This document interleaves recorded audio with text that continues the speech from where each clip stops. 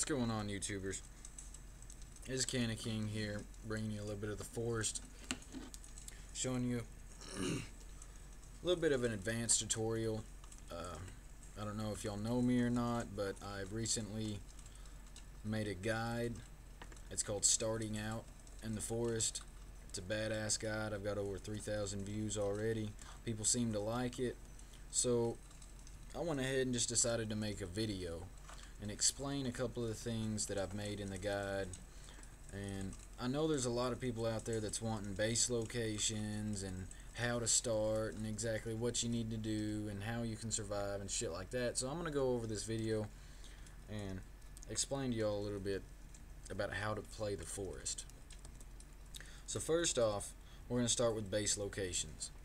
Now, when you're looking for a base location, you want to look somewhere that's got like a pond or, you know, just a small little body of water. Don't make it near the ocean, because you can't drink any of the water that's in the ocean. You can actually come down here and drink some of this water. I wouldn't recommend it though, because it's not purified. Anyways, I choose this location to build my base. It's a very popular location. It's called Geese Lake. And the reason I choose this spot is not only does it have a whole lot of water around it, but it also has security and defense. Now, the number one thing that you need to worry about in the forest is food and water. Right, so you got one of your main things here. The second is food. I choose this location also because there is a deer spawn, there's lizards, there's rabbits, there's birds, there's all kinds of wildlife in this area that you can choose to kill. If you want to carry around water and stuff like that, you need to get you a water skin, which is made with 2 deer skin and a rope. That'll actually give you a water skin. And 2 rabbit furs can give you a pouch to collect your berries and stuff in.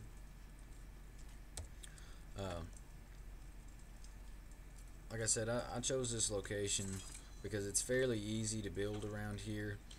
And if you're looking for a good place to build, you might want to pick somewhere inside the water or build on top of the water, because the cannibals can't get you if you're in the water. I know you just saw that one jump down in there, but I don't think he's coming back. I need some daylight. Let's get over here to the bank. Alright. Now, I always try to build on the water, because that's just a step later that I don't have to do. Because think about it, if you build on land, you're going to have to build a big ass wall around it, and you're going to have to build defenses, you're going to have to build traps, you're going to have to build barricades, all that bullshit. But if you're just to go over here and build on the water, all your defenses are right there. The cannibals can't get in the water. They can't swim, they can't do nothing. So as long as you're in water that's deep enough for you to swim in, they can't get to you.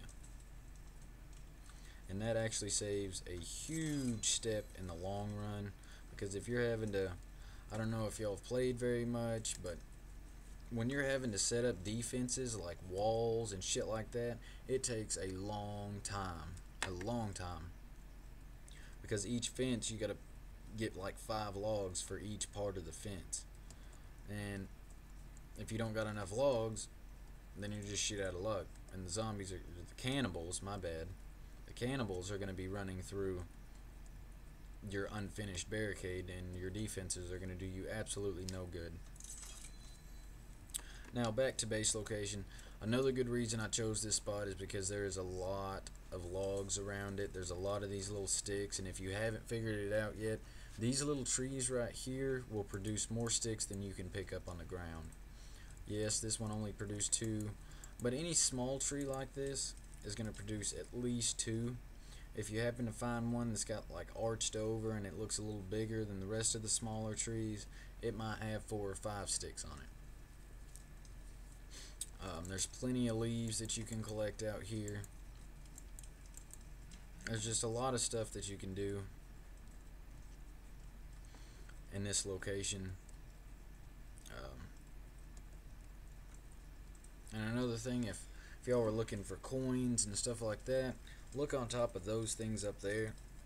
That is where I found the most coins at for the bombs and stuff. They also have like circuit boards and shit like that that you need for bombs. You'll find a lot of good stuff on top of those things. I'm not entirely sure what they're called, so I'm just gonna keep calling them things. Let's go up here and see if there's anything good up on this one.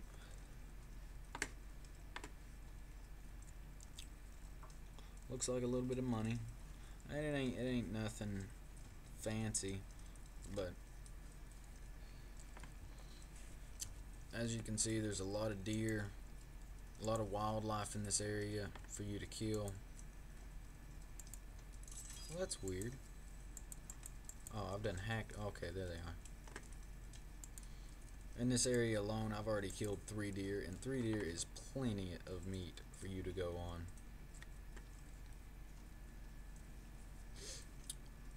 Another reason I chose this area is because you can fish. There's plenty of fish for you to stab and then go cook later. Also, if you come up the hill a little ways here, there's another little tiny pond, I believe, right here. And this little pond makes it a little easier to hunt fish. Well, I guess spearfish, because you can get in a little closer. There's a weak spear right now. I'll actually show y'all what spear fishing is. See, it got me a fish. And here comes a cannibal. So now I'm running from the cannibal. And you just hit E to collect the fish that you killed. There are many different places that you can build and you can survive on this map. This is just one of the better areas that I know of, simply because of all the resources around it. There's tons of wildlife, there's tons of water, tons of sticks, tons of logs. Everything you need is just right here in this small area. Plus there's a bunch of little ponds. So say you can't get back to your base and you can only make it to here. Well, you can actually just pull out your old pot, fill it up, holding C, make you a quick little fire. I'm gonna make a little basic fire just for whatever's. Light it on fire, and then you put the pot on there and it'll start boiling your water so you can have fresh purified water. That's one of people's biggest concerns, is how do I get water and how do I get food. And that's the one thing that I like about this game, is it's very realistic. You know, you gotta skin the deer or skin the animal to be able to get to the meat in order to be able to eat the food. Then you gotta cook the food on top of it, and it's a very realistic game. It's a great game to buy. It's only 15 bucks. I mean, hell, if you ain't got 15 bucks, you probably need to get a job. Pretty straightforward. But yeah, I like to build out here on the water because the defenses and whatnots.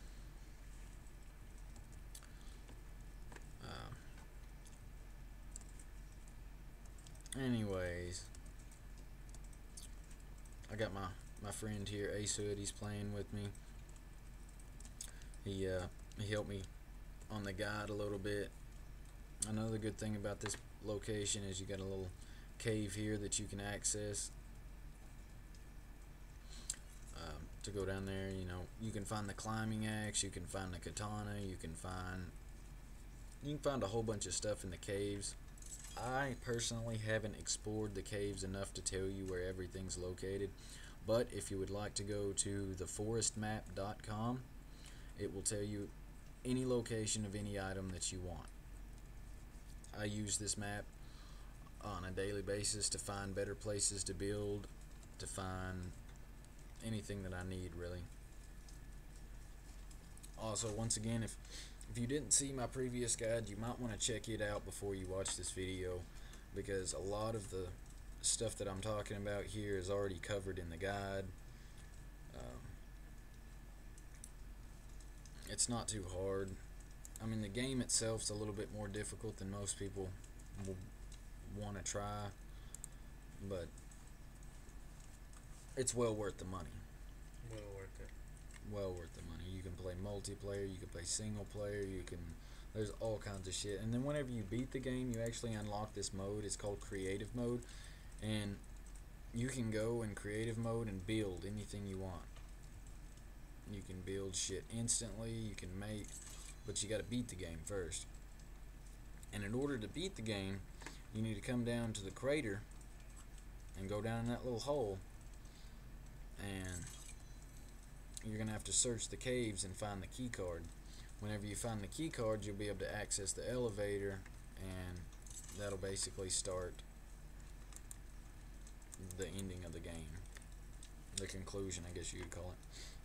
Speaking of conclusion, I am about to conclude this video because hell, there ain't much else I can talk about. I'm kind of rambling on as it is, but yeah. Good base locations. Always keep in mind the two most important things to a survival game: food and water. If your base is not located near some small pond or some small body of water, you're not doing good. You need to find somewhere that's got some water and somewhere that's got a lot of wildlife. The third, whatever you want to call it, most important thing is resources. If you know you're gonna be building a huge house and you're gonna want to go all out with it, you want to get around a place that has a shit ton of trees and a shit ton of sticks. Obviously, because you're gonna have to build in order to survive. Now, in your first days in the forest, whenever you first start and you get off the plane, the very first thing that you want to do is start opening up them suitcases and them luggage boxes and collecting all the meds, the candy bars, the soda, the batteries, everything. You want to collect as much stuff of that as you can because you will need it later on. The cloth. The cloth is used to upgrade weapons. It's used for rope. Cloth's used for a lot of things. So say I wanted to upgrade my plane axe here. All I'd have to do is add a cloth, and I now have an upgraded plane axe. The cool thing about this is if you add some alcohol to this plane axe, you can actually set it on fire. The stick is the same way. You can add alcohol to it and set it on fire. Rocks, I'm not sure if rocks are the same way. They might be. Actually, yeah, they are. If I had some alcohol, actually, I'm gonna go look for some alcohol real quick. I've seen some suitcases here. There's one. Give me some alcohol.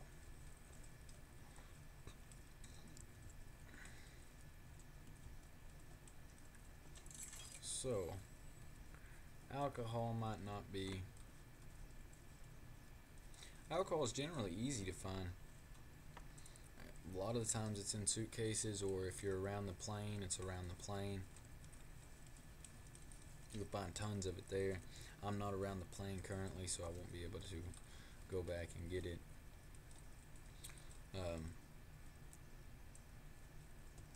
Anyways, I'm going to conclude this video.